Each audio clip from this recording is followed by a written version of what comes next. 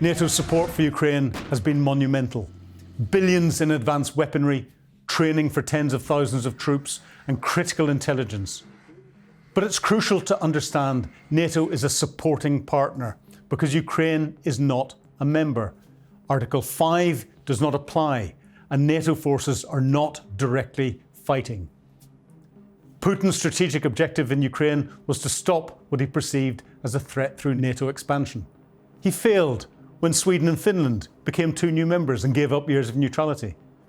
This is where we must understand the critical difference between NATO's two most important clauses. We've heard how countries like Poland and Estonia have recently called on Article 4. So what's Article 4 compared to Article 5?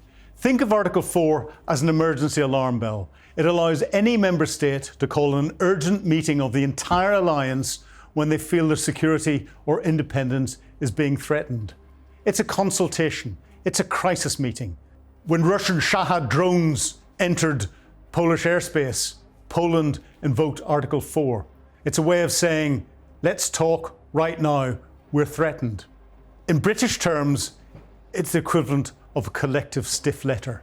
Instead of a single nation writing a stiff letter to Moscow saying, we're upset at what you've done, please don't do it again.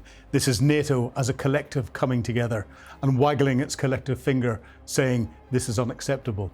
Now, Article 5, what is the difference? This is not the alarm bell, this is the war hammer.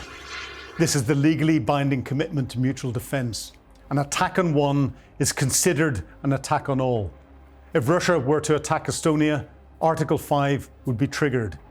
That doesn't mean an automatic nuclear war, but it does mean that all 32 members, including the United States, would be obliged to come to support Estonia's defence.